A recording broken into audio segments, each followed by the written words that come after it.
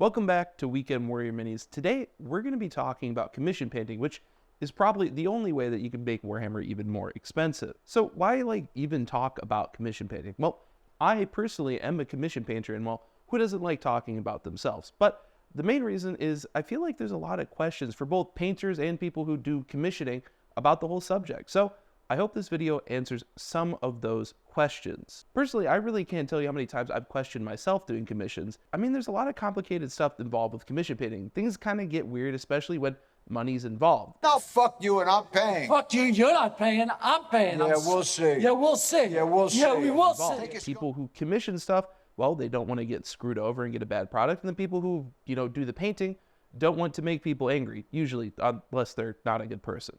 But the good news is that it's pretty simple, and it could be a ton of fun if things go, well, smoothly. So in the interest of everyone's time, I've decided to break up the video into two different parts. The first part is I'm going to be talking from a commission painter's point of view, where I'm going to be answering more questions about commission painting from my point of view. And then the second part of the video is going to be talking about what it's like to actually commission stuff from a buyer's point of view. That way you can skip around accordingly, or don't. Papa Warrior does need those watch hours. And that'll bring us to the housekeeping portion of the video, which is my favorite part. And I just want to thank everyone for stopping by today. You guys are, well, truly rock stars. I really love seeing everyone coming by. And honestly, my favorite part of the day is reading comments that you guys leave on my videos. It's seriously so much fun, and I love reading them. Next up is just a friendly reminder that I am live on Twitch every Sunday, Tuesday, and Thursday at 10 p.m. Eastern. We have fun stuff like painting minis and hanging out and talking about minis. It's a good time. You should drop by. If you are curious, the link is in the description, so go ahead and click that link, and then if you hit the follow button, you'll be notified when I go live. Lastly, holy fuck, it's almost Adepticon time. I mean, by the time we put out this video, I don't know when Adepticon's going to be compared to then, but it's really soon, and I'm really excited to go. This is going to be my first time actually going to Adepticon, and really actually just a con in general, and I'm really excited to see all the stuff there. Just a word of warning, if you do see my face, I cannot promise that I'm as good looking as I am now. I seriously can't vouch for my face not under studio lights. The first place I figured I'd start is talking about why I love doing commissions, and really the biggest reason why is because I get to do things that, well, I wouldn't get to do normally. For example, last year I got commissioned to paint a Void Dragon, which is a Necron mini, and it's really fucking cool. Personally, I've always wanted to paint one, but I don't play Necrons, so I don't really have a reason to buy a Void Dragon, although that really hasn't stopped me from buying things I don't need before. And that's kind of like the name of the game with commissions. You just get a bunch of random stuff across your desk, and I really think that it makes you a better painter. It challenges you to paint things that you don't normally paint, and because of that, you have to think in ways that you're not used to thinking in. It's like Sudoku for painting. I don't know. That being said, it's not all sunshine and rainbows over here in commission painting land. There's a lot of struggles that we need to talk about, but the good news is that they're all pretty manageable if you just, look out for them. So don't get turned off of commission painting. It's a ton of fun, and well, just sit here and learn something. One of the biggest hurdles that I faced as a commission painter getting started is this nagging question in the back of my head: am I good enough to take commissions? And I really think that everyone who does commissions has really felt this at one point in their career. It's a really good question, are you worthy to take other people's money to paint their minis? And I got a really good piece of advice once about this. Weirdly enough, it came from Reddit, so it also might be the only good piece of advice that's ever come from Reddit, but it goes like this: if someone is willing to pay you to paint their minis, then you are good enough. And really, that's it, folks. It's that simple. If someone knows what your work looks like and is still willing to pay you for it, well, that's it. You're good enough to be a commission painter. In fact, you're probably already a commission painter. If someone's paying you to do it, you're doing the thing. And here's the real scoop, folks. You don't have to be a Golden Demon winner to be a commission painter. In fact, most of the things that you do as a commission painter probably won't be painting to your highest level. In reality, you're probably going to be spending most of your time working on little weenie units. I rarely get to actually paint to a high standard. Most of my time I spend painting battle line units up to, battle ready or battle ready plus quality. And well, that's kind of just what commission painting is. And that brings us to my second hurdle, which is remembering to kind of separate yourself from your work. So here's the thing: people pay you to paint their minis to a certain quality. And for me, personally, one of the things that I struggle with is that everything I paint, I want it to be to the highest possible quality. Well, when you're doing mini painting commissions, it's not in your best interest to do that. If someone is paying you to paint their minis to battle ready quality, you only have to paint their minis to battle ready quality. I mean, you could, go above and beyond. I'm sure your client would absolutely love that, but that's just a really good way to get burnt out on mini painting. And it sucks for you because you won't feel like you're getting paid the value that you're worth. But yeah, just remember, it is okay to make things only battle ready. You don't have to paint everything perfectly. It's fine. The next big point that I want to get to is honesty. And this one is probably one of the cornerstones of being a decent commission painter.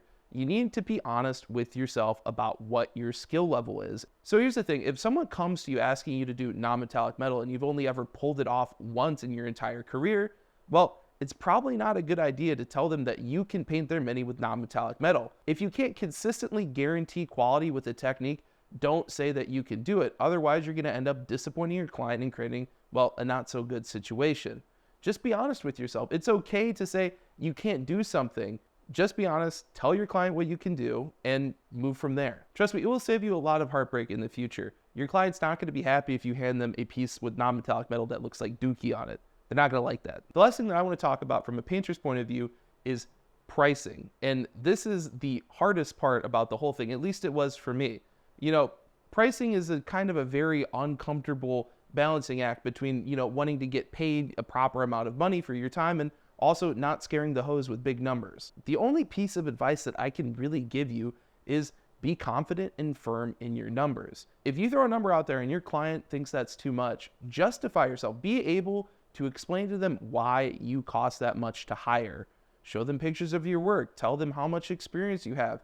You have to be able to justify your numbers. And that's the other thing. I really can't tell you what you're worth. I mean, to me, you're worth the world. I absolutely love you. You so fucking precious when you smile. But to other people, I really can't say. And that's really where the honesty part comes in. The way that I do my pricing, and I think this is just the best way to do pricing in general, is I think hourly. So if you start up doing commissions, you're going to want to think about how much an hour am I worth, or how much an hour do I want to make. I think the best place to start is about $20 to $25 an hour.